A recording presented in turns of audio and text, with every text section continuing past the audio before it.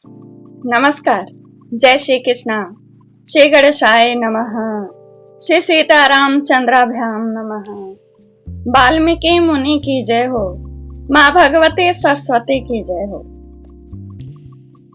आज मैं श्रीमद् वाल्मीकि रामायण अयोध्या कांड से एको नाशीते तमः सर्गः सुनाऊंगी, यानी 79 सर्ग। इस सर्ग में महात्मा भरत के हृदय का पवित्र उद्गार प्रकट हो। जब राजमंत्री ब्राह्मण गुरुदेव प्रजाजन उन्हें अभिषेक कराने के लिए प्रस्ताव उनके सामने रखते हैं, उनका क्या उत्तर होगा? उस उत्तर में उनका चरित्र खूब खिला।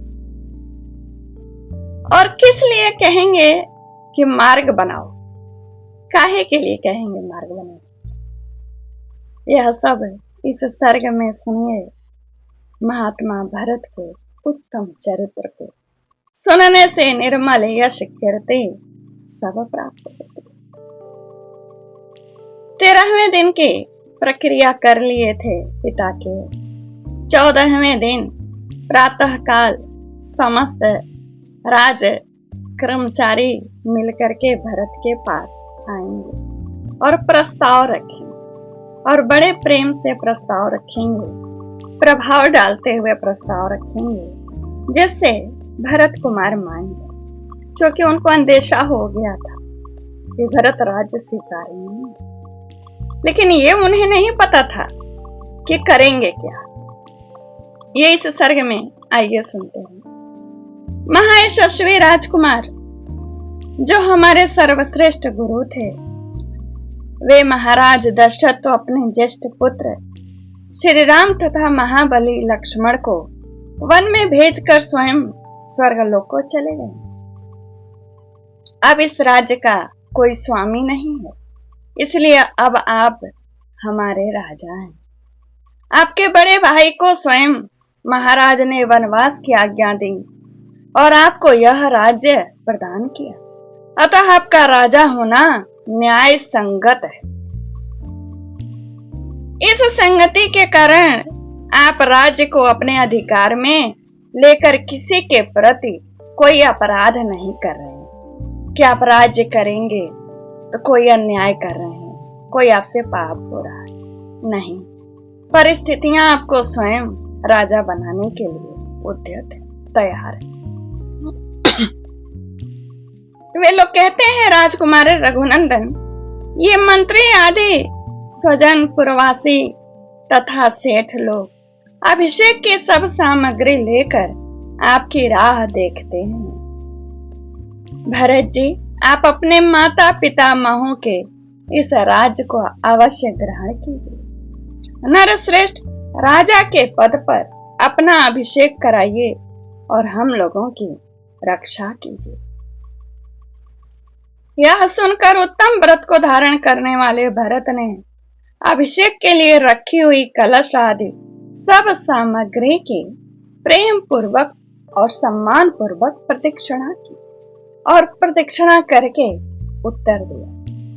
अपने चरित्र को प्रकट किया, राम प्रेम को प्रकट किया, अपने निस्वार्थता को प्रकट किया। महाराज, मुझे बहुत पसंद है भरत चरित्र। कहते हैं, सज्जनों, आप लोग बुद्धिमान हैं, आपको मुझसे ऐसी बात नहीं कहनी चाहिए। हमारे कुल में सदा ज्येष्ठ पुत्र ही का राज्याभिषेक होता है, राज्य का अधिकारी वही होता है, और यह उचित भी है। श्री रामचंद्र जी हम लोगों के बड़े भाई हैं, अतः वे ही राजा होंगे। उनके बदले मैं ही 14 वर्षों तक वन में निवास करूंगा। आप लोग विशाल चतुरंगणी सेना जो सब प्रकार से सबल हो तैयार कीजिए। मैं अपने ज्येष्ठ भ्राता श्री रामचंद्र जी को लेने वन में जाऊंगा और वहां से उनको लौटा के लाऊंगा। फिर कहते हैं कि अभिषेक के लिए संचित हुई जो यह सारी सामग्री है, आगे करके मैं श्री राम से मिलने के लिए वन में चलूंगा और उन्हें नर श्रेष्ठ श्री रामचंद्र जी का वहीं अभिषेक करके यज्ञ से जैसे अग्नि आगे आगे लाई जाती है, वैसे ही मैं भी उन्हें आगे आगे लाऊंगा। परंतु अब अपने माता के लिए कहते हैं, क्योंकि सारी जड़ तो वही है, तो हर बात में वो आएगी ही कहते हैं। कहते हैं परंतु जिसमें लेश मात्र मातृभाव शेष है, अपनी माता कहलाने वाली इस कैकेयी को मैं कदाप सफल मनोरथ उसका पूर्ण नहीं होने दूंगा। श्री राम यहाँ के राजा होंगे और मैं दुर्गम वन में निवास करूं।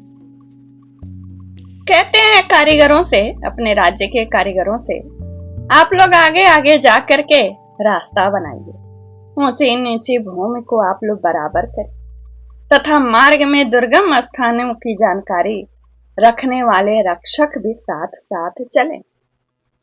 श्री रामचंद्र जी के लिए जब ऐसी बातें कहते हुए राजकुमार भरत से वहां आए हुए सब लोगों ने इस प्रकार सुंदर एवं परम उत्तम बात कही, इतनी सुंदर बात कही कि वे प्रसन्न हो गए भरत का।